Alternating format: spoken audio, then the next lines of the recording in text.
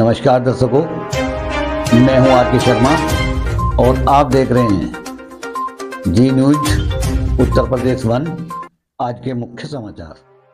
दिल्ली के उप मुख्यमंत्री जेल से छूटे, सुप्रीम कोर्ट से हुई जमानत। नई दिल्ली। आम आदमी पार्टी के नेता दिल्ली सरकार के शिक्षा मंत्री व उप मुख्यमंत्री मनीष सिसोदिया को 17 महीने बाद माननीय सुप्रीम कोर्ट ने जमानत दे दी। जमानत की खबर मिलते ही आप कार्यकर्ताओं में खुशी की लहर दौड़ गई। पार्टी के राज्यसभा सांसद संजय सिंह की अगुवाई में भारी भीड़ तिहाड़ जेल पर श्री सिसोदिया को लेने पहुंची। बाद में पार्टी नेताओं ने प्रेस वार्ता कर पूरे प्रकरण की जानकारी पत्रकारों को दी। देखें नई दिल्ली से आर के शर्मा की एक खास रिपोर्ट।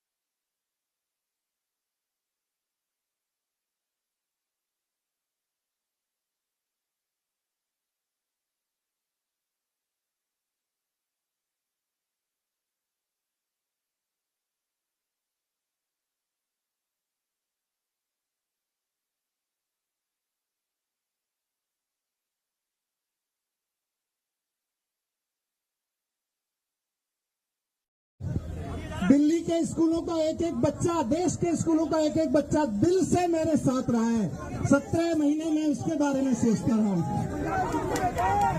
मैं आज इस खास दिन माननीय सुप्रीम कोर्ट का बहुत बहुत तहे दिल से धन्यवाद करता हूं। उन्होंने संविधान की ताकत का इस्तेमाल करते हुए तानाशाही के मुंह पर एक तमाचा मारा है। आज मेरा रोम रोम, जब से ऑर्डर आया सुबह से, मेरा रोम रोम बाबा साहब के प्रति ऋणी हो रहा है। एक एक पल मैं समझ नहीं पा रहा हूं कि आज इतने दिनों बाद, इतने वर्षों बाद बाबा साहब के प्रति कर्ज को हम कैसे उतारेंगे। उस वक्त उन्होंने तय कर लिया था कि आने वाले समय में अगर कोई तानाशाही सरकार आके निर्दोष लोगों को जेल में डालेगी तो संविधान उसको बचाएगा। आज मैं बाहर आया हूं तो आपके प्यार की बदौलत, आपके प्यार के साथ साथ भगवान के आशीर्वाद की बदौलत, सच्चाई की ताकत की बदौलत, और सबसे बड़ी चीज जो बाबा साहब ने जो सपना देखा था कि कोई तानाशाही सरकार आएगी तो तानाशाही भरे कानून बना बना के जब नेताओं को, विपक्ष के लोगों को जेल में डालेगी तो इस देश का वो संविधान जो बाबा साहब ने बनाया था उनकी रक्षा करेगी। शिक्षा क्रांति के जनक मनीष सिसोदिया जी को बेल दी है। वैसे सुप्रीम कोर्ट से बहुत सारे लोगों को जमानतें मिलती रही हैं, लेकिन पूरी दिल्ली और पूरा देश जो शिक्षा क्रांति के रूप में, एक उम्मीद के रूप में मनीष सिसोदिया जी को जानता है, पहचानता है और उनसे उम्मीद लगाए बैठा था। 17 महीने की दिल्ली और देश के लोगों की जो तपस्या थी, जो दुआ थी, जो आशीर्वाद था, आज वो फलित हुआ है, आज वो पूरा हुआ है। और इसने एक बात का संदेश साफ तौर पर दिया है, कोई भी तानाशाही कितनी भी ताकतवर हो सकती है, लेकिन उसकी तानाशाही अनंत काल तक नहीं चल सकती। तानाशाही की भी सीमा है। 17 महीने दिल्ली के उन बच्चों ने जिनके लिए एक नई उम्मीद, एक नया सपना गढ़ा मनीष सिसोदिया ने, उन परिवारों को, बच्चों को आईआईटी में, मेडिकल में सेलेक्ट करवा करके एक नई राह दिखाई।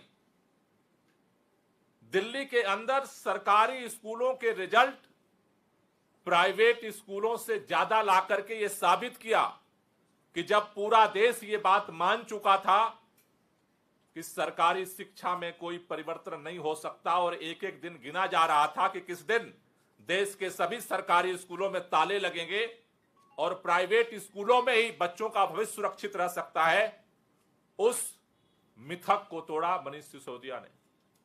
अरविंद केजरीवाल जी के नेतृत्व में सरकार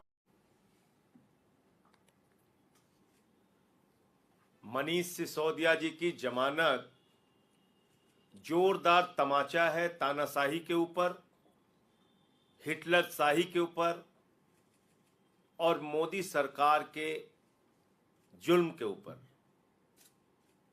17 महीने आपने एक ऐसे व्यक्ति को जेल में रखा जिसके खिलाफ एक सबूत नहीं था, 1 रुपए की पैसे की बरामदगी नहीं हुई, कोई जमीन जायदाद का कागज नहीं मिला, गांव खोद डाला, बैंक खोद डाला, घर खोद डाला, कहीं कुछ नहीं मिला।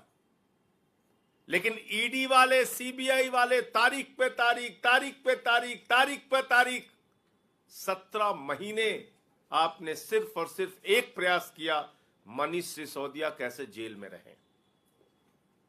आज माननीय सर्वोच्च न्यायालय का फैसला न्याय व्यवस्था की जीत है, लोकतंत्र की जीत है और दिल्ली और देश के लोगों की भावनाओं की जीत है। पूरा देश ये मानता है कि शिक्षा के क्षेत्र में अद्भुत और अनुकरणीय काम मनीष सिसोदिया ने किया और आपने ऐसे व्यक्ति को पकड़ के जेल में डाल दिया।